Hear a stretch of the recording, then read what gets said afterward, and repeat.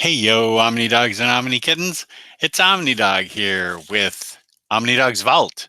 We're going to be reviewing a few books today, and I can tell you that they are all very much worthwhile, and I was really happy to read them all, and I think you will be too.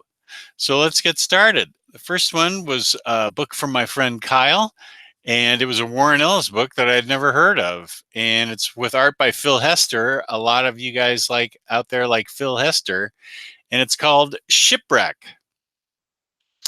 And his name is Dr. Ship. Is it Shipwright or Shipwreck? Um, I'm gonna before I get going here, I want to make sure I get this right. Dr. Shipwright, but he is shipwrecked um, in this alternate Earth. He's the only survivor uh, of a Earth is overpopulated and headed for a crisis, and so he develops technology that can trans jump to a parallel Earth that's very close to it. They don't know anything about it. They're going just to find out what's going on there and then jump right back. He has also developed something that is inside him that can help him make short jumps himself, personal jumps. So the military has signed him on to make a jump to this parallel Earth because our Earth is overcrowded and getting headed for a disaster. And so they want to see if they can set up shop on this parallel Earth. They have no idea if it's inhabited, if it's capable of supporting life or anything. So the story sets out, we find out he's the sole survivor of the trip. They make the jump, disaster ensues. Turns out there's a saboteur on board that the parallel Earth they're jumping on has the capability, doesn't have the capability for short-term jumps, but can easily make long-term jumps, and has sent this dude to our Earth to sabotage what they consider an alien invasion.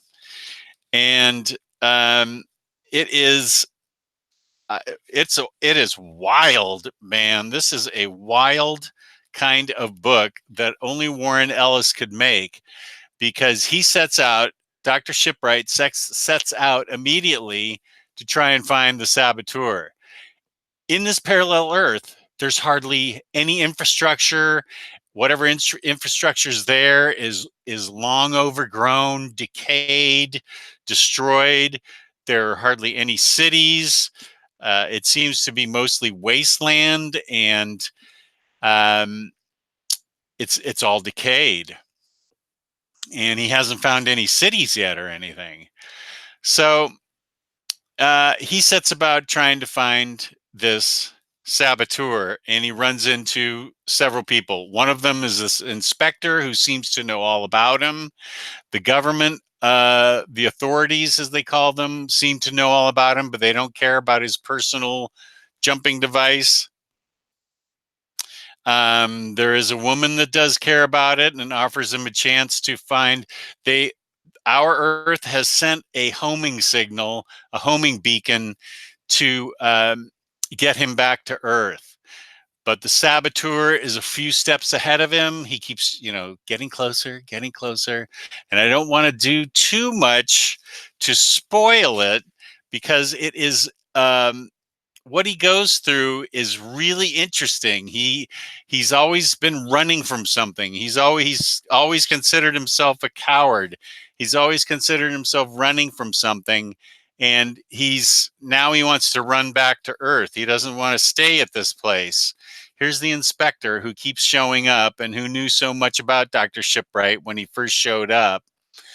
And it is an intricate puzzle to be solved by the reader, and it's an excellent Warren Ellis book. I think this is an amazingly well written, and if you like Phil Hester art, it's an amazingly well drawn book. And I highly recommend, because you're going to want to figure out, does he get home? Does he decide to stay? How does he get home? How's he deal with the saboteur? Shipwreck by Warren Ellis and Phil Hester. Excellent book. The next book is a book that my friend Omar has repeatedly told me to read, and he is right. It is a great book. Back in the 1220 AD, an alien spaceship lands. Now, you know how freaky that would be now, but think about it back then, during the Inquisition, and the Crusades are going on, and um, you've got you've got those monks who are ready to burn anybody at the stake that doesn't fit their form of belief. And the art is great. And they consider them an alien ship lands and immediately scurry out what these people from the 13th century called devils. And a village is immediately besieged, and the knights that happen upon this village thinks, they think it's rubbish until they encounter these devils themselves. These are the aliens, and they have quite a to-do with these aliens, and they come back kind of limping with their tails between their legs to the village, which is holed up in a big fortress. And of course, the monk that's there that claims everything is blames everything on a certain girl there that he thinks is a witch or some type of heretic. And it's not long before he meets his comeuppance. I don't want to give too much away about this book, but it's really remarkable how it tells kind of a modern day paranoia story in terms of back in the 13th century, back in 1220, how they're dealing with space age aliens that have landed there and what they're going to do about it. They send in a search and rescue party into the alien ship. And I don't want to tell you much more than that, but it's pretty gripping. I found it very gripping, and I can see why Omar recommended it to me. It is an excellent book. Great art, excellent tale, fast-paced, really well written. Highly recommend Lake of Fire. Then we have a book by one of my favorite authors, Greg Rucka, called The Old Guard. And this is about 4 people, soon to be 5, who are thousands of years old, or at least some of them are hundreds of years old. It's not that they can't die, it's just that their time hasn't come yet. And they learn of each other through the years via dreams.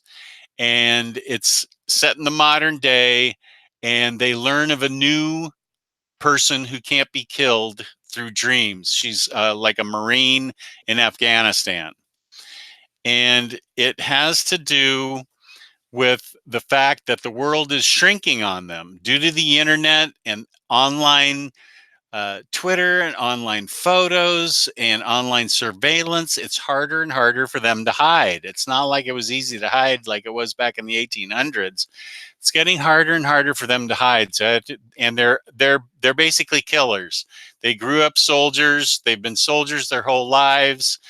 They're mercenaries for good, but they kill. They're killers for hire, but they tend to do,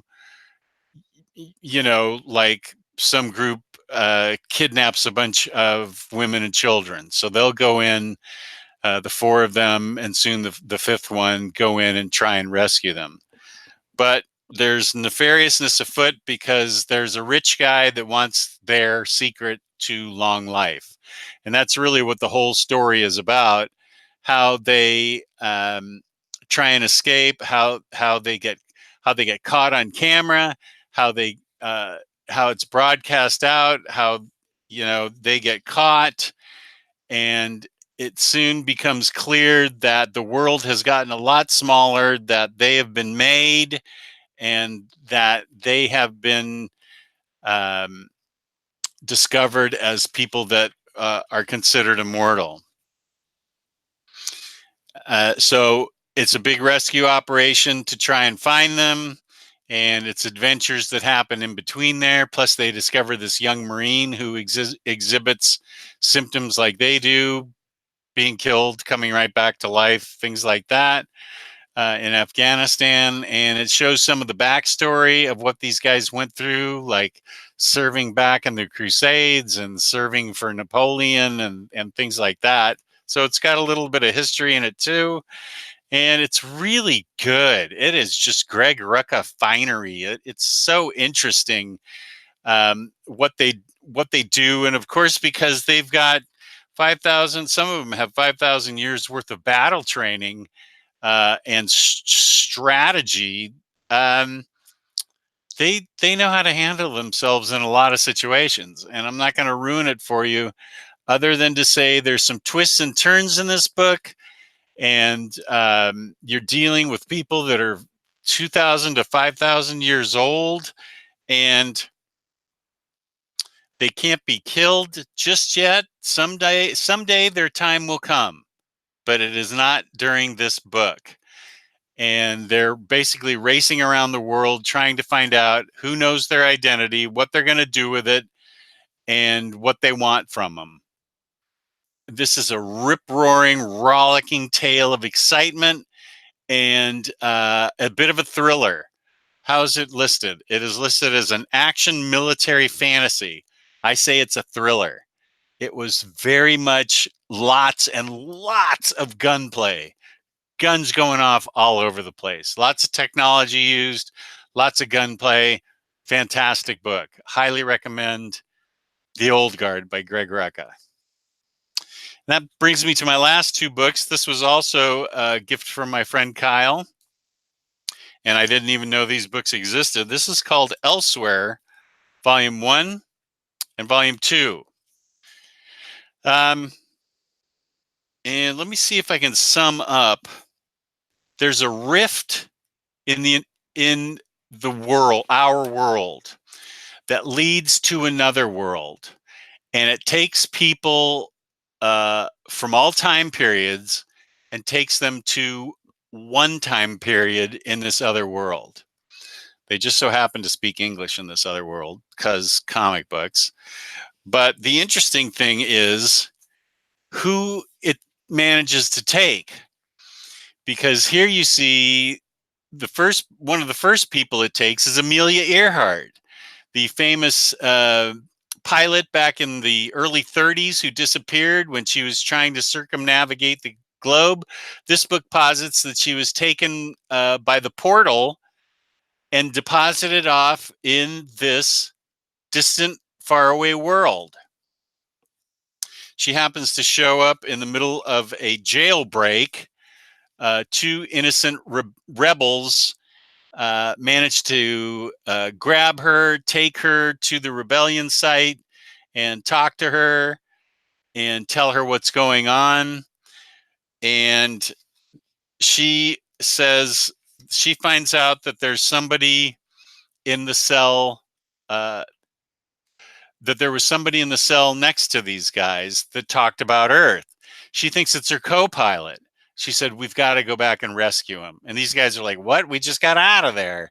She said, "Oh, we've got to go back and rescue him." So she manages, and there's her plane, and there's the evil dictator that these guys are rebelling against. And these guys have hearts of gold. They're willing to help Amelia. And so they decide to break back into the place and distract them and distract everybody in there so they can help find supposedly your co-pilot. But who they find in the cell block is DB Cooper. Now, DB Cooper, for those of you who don't know, in the early 70s, hijacked a plane in the Northwest of the United States, had a briefcase full of $100,000, jumped out of the plane with a parachute, and was never heard from again. So apparently, he hit this portal too and disappeared to this land. But at different times, Earhart disappeared in like 1931. This guy disappeared in like 1971, but they arrived at the same time. So this shows, I thought, great ingenuity. I thought that was very interesting. So he tells her about it. They can't find her co-pilot. They go back to the rebel camp, and all kinds of adventures ensue because they learn to trust Amelia, and they go on all kinds of adventures. And Amelia is a natural-born leader, and she's leading them on all kinds of adventures. They find a Nazi submarine that above ground, but they don't find any Nazis, thank goodness. And it's really well done. I really, it's a fun, frothy book. This is not, the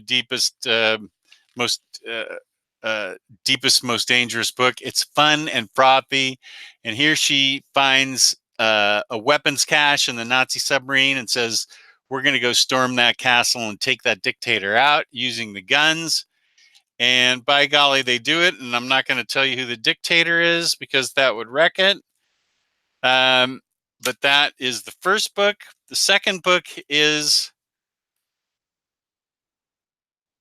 Amelia and DB trying to get back to Earth, because they find out there's an open portal on this world. And so they set out by land and sea to find this portal. And I'm not going to tell you what happens there either, because that'll give it away. But here's what it's like inland. They have these things that are floating up in the air that are chained to the seafloor. Otherwise, they'd float away. And there's lots of really cool touches in this book like that. And lots of cool aliens. This is the alien pilot of the ship. And I got a huge kick out of Elsewhere, Volume 1 and 2. I highly recommend these as fun, frothy summer reads. You will dig these. Doesn't take long to read them, but they are worthwhile getting. Not everything has to be Hickman Avengers. Sometimes you just need a break and just need to relax, take it easy, and read a fun book. And that is what Elsewhere is, a really fun book. So that's it for my review for today. I appreciate you watching. If you could hit the like button, feel free to subscribe, leave a comment. I always answer comments. And as usual, peace and love, peace and love.